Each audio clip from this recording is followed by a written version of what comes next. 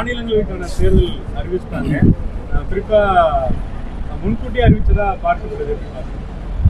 அவங்களுக்கு எது வசதியோ மோடிக்கு, எலெக்ஷன் கமிஷனுக்கு, எலெக்ஷன் கமிஷன் யாரால் இயங்குகிறது என்று தெரியும், யாரால் இயக்கப்படுகிறது என்று தெரியும். அவங்க என்ன சொல்கிறாங்களோ அதை எலெக்ஷன் கமிஷன் செய்யும். இண்டிபெண்ட்டாக எலெக்ஷன் கமிஷன் இயங்குவதற்கு வாய்ப்பில்லை. இதுதான் பீகாரில் பார்த்தோம், மகாராஷ்டிராவில் பார்த்தோம், ஹரியானாவில் பார்த்தோம், டெல்லியில் பார்த்தோம், எல்லா மாநிலங்களையும் பார்த்தோம் எலெக்ஷன் கமிஷன் எப்படி செயல்படுறாங்கன்னுட்டு. எங்கள் கார்கேஜி, ராகுல்ஜி சொன்னது தான் ஞாபகம் வருது.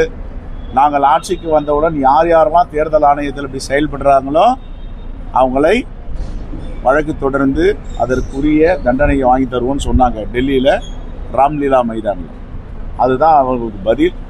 ஆகவே தேர்தல் ஆணையம் திறந்த மனதுடன் டிரான்ஸ்பரன்சி எலெக்ஷன் கமிஷன் அப்படி செயல்பட வேண்டும். அதுதான் எதிர்பார்க்குறாங்க நாட்டு மக்கள். இல்லைன்னா நாட்டு மக்கள் நம்பிக்கை போயிடும். திமுகவிடம் ராஜ்யசபா அது சரி, நான் எலெக்ஷன் பர்வியூ அவர் ஹைகமாண்ட் ஏஐசிசி அவங்க என்ன டிசைட் பண்ணுறாங்களோ அதான். Okay, right, thank you. கூட்டணி கட்சிகள் முயற்சி பண்றாங்க அப்படின்றதுதான் ராஜ்யசபா சீட்டுக்காக ஆல்ரெடி ஹைகமாண்ட் பேசி இருக்காங்களா, எப்படி இருக்கு? ஏன்னா ஈரோடு கிழக்கு நீங்க ஆல்ரெடி விட்டு கொடுத்துருக்கீங்க. சரி, ஓகே.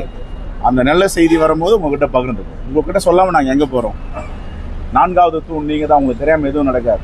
3 தூண் இருக்கும். உங்கள் தூண் இல்லைன்னா கீழே விழுந்துடும். அதனால் உங்ககிட்ட சொல்லுவோம். உங்ககிட்ட சொல்லிட்டு தான் தொடங்கும். உங்ககிட்ட சொல்லாமல் தொடங்க மாட்டோம். 22ஆம் தேதி நடக்குமா சார்? அன்னைக்கு அறிவிச்சிருக்காங்க. நடக்கும் என்று நாங்கள் நம்புகிறோம். கண்டிப்பாக நடக்கும். நீங்களும் நம்புங்க. பிரதமரும் அமித்ஷாவும் அடிக்கடி தமிழகம் அடுத்து வர ஆரம்பிச்சிட்டாங்க. உங்க தலைமையில இருந்து யாரெல்லாம் அடுத்து வர போறாங்க? ராகுல் காந்தி சார் வரதுக்கு வாய்ப்பு? மோடி அவர்களுக்கு அமித்ஷாவில் பயம் இருக்கு. ஏதாவது தமிழ்நாட்டில் போயிட்டு ஒரு மாற்றத்தை ஏற்ப முயற்சி பண்ணுறாங்க. 2 முறையில் 4 முறையில் 400 முறை வந்தாலும் அமித்ஷாவால், மோடியால் தமிழகத்தில் எந்தவித மாற்றத்தையும் ஏற்படுத்த முடியாது. தமிழ்நாடு மண் பாஜக RSS கூறிய மண் இல்லை. இது சமூக நீதிக்கான மண், விழிப்புணர்வு உள்ள மண். தமிழ்நாட்டு வாக்காளர்கள், தமிழ்நாட்டு மக்கள் புத்திசாலிகள். அவ்வளவு எளிதாக பிஜேபி ஏமாற்ற முடியாது. பிஜேபி கூட இருக்க அதிமுகவும் திரைமறைவில் ஒளிந்து கொண்டு பிஜேபியுடைய அஜெண்டாஸ், பிஜேபியுடைய திட்டங்கள் நிறைவேற்ற முயற்சி பண்றாங்க. தமிழ்நாட்டு மக்கள் தக்க பதிலடி கொடுப்பாங்க.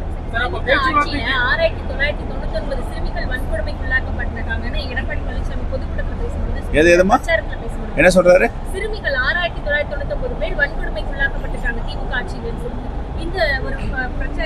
எடப்பாடி பழனிசாமி இதை பேசும்போது பொள்ளாச்சி சம்பவத்தை பேசிட்டு எல்லாத்தையும் பேசணும்.